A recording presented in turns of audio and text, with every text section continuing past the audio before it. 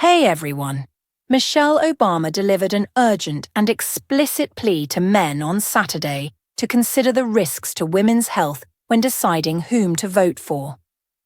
Speaking at a rally for Kamala Harris here in Kalamazoo, Michigan, Obama warned men that giving Donald Trump a second term could lead to further rollbacks of women's ability to access abortions and other types of reproductive care.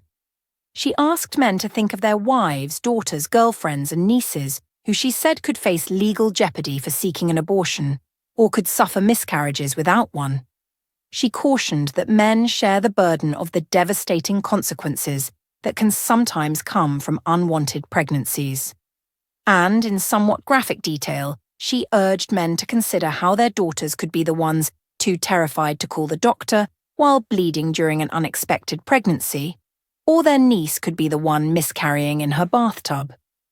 Do not hand our fates over to the likes of Trump, who knows nothing about us, who has shown deep contempt for us, Obama said, because a vote for him is a vote against us, against our health, against our worth.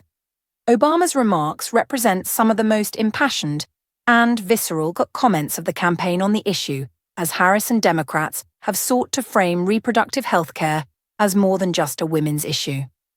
The Democratic National Convention this summer spotlighted men talking about their struggles with infertility, like Minnesota Governor Tim Walz has, and their fears of losing their wives due to pregnancy complications because of their state's abortion bans. And Obama chose a highly watched setting, her much-anticipated return to the campaign trail, where she has not been since the DNC, to deliver the message. While the crowd that filled this arena in Kalamazoo was mostly female, the event was broadcast widely online. To anyone out there thinking about sitting out this election or voting for Donald Trump or a third-party candidate in protest because you're fed up, let me warn you. Your rage does not exist in a vacuum. If we don't get this election right, we as women will become collateral damage to your rage, Obama said, urging the audience to consider women as more than baby-making vessels. So are you as men prepared to look into the eyes of the women and children you love and tell them you supported this assault on our safety? She continued. And, to the women in the crowd, she said, we have every right to demand the men in our lives do better by us. Harris has made abortion one of her top issues in this campaign and is featuring it prominently in her closing message of this incredibly close contest.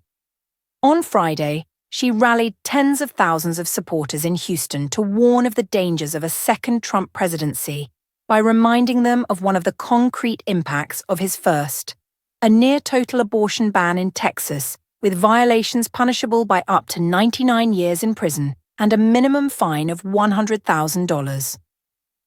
On Saturday, before appearing alongside Obama, Harris visited a doctor's office in nearby Portage, Michigan, to discuss reproductive issues with healthcare professionals and medical students. While Harris has largely been using the issue of abortion to create a sense of urgency to drive moderates, and specifically non-college educated white women, to the polls, Democrats have maintained throughout the campaign that data shows this issue resonates with men too. While abortion has helped carry Democrats to electoral victories in key Senate, gubernatorial and state legislative races of the last 2 years, it's unclear whether it will have the same kind of resonance this year. Issues like the economy and border security are top of mind for many of the voters that Harris needs to turn out to the polls for her. Trump has defended his role in overturning Roe v. Wade, but he has also vowed to veto a national abortion ban if he is re-elected and it reaches his desk. In an attempt to neutralize the issue on the campaign trail, he has said that the matter should be left in the hands of the states. Thanks for watching.